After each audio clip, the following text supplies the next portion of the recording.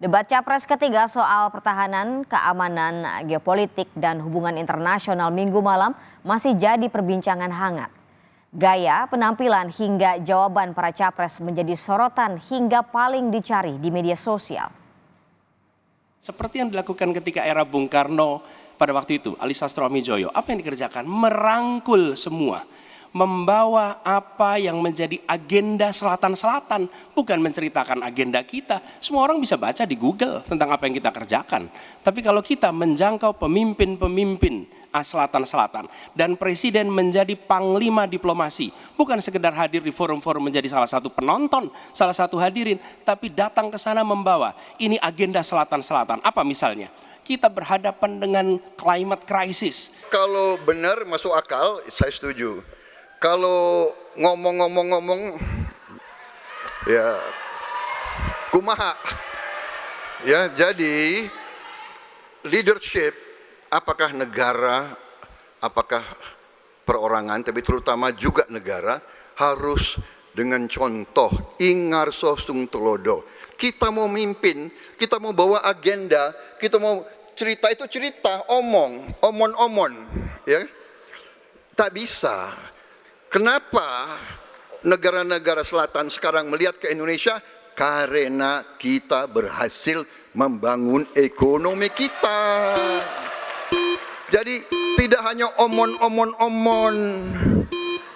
kerjanya omon saja, nggak bisa. Kata omon-omon yang diucapkan Capres nomor urut 2 Prabowo Subianto menjadi trending di Twitter atau media sosial X. Kata-kata Prabowo itu juga ramai dicari netizen. Kata omon-omon muncul saat Prabowo merespon pertanyaan di debat soal hubungan internasional. Prabowo Subianto bilang Anies hanya sekedar omon-omon karena Indonesia tak bisa menyuarakan agenda internasional bila dipandang sebelah mata. Sebelumnya, Capres nomor urut 1 Anies Baswedan menyatakan Indonesia harus berperan aktif di forum internasional, tak cukup hanya hadir dan menjadi penonton. Drone Emprit menilai kata omon-omon membawa dampak positif bagi Prabowo Subianto.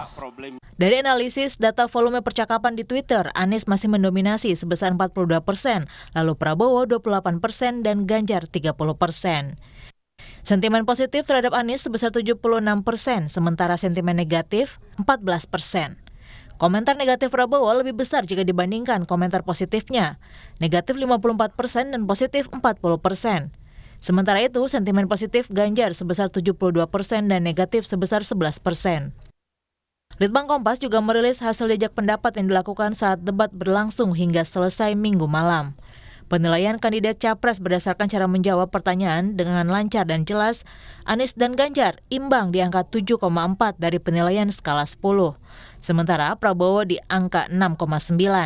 Dalam kategori penilaian menguasai permasalahan, Ganjar paling unggul sebesar 7,4, lalu Anies 7,2 dan Prabowo 6,9.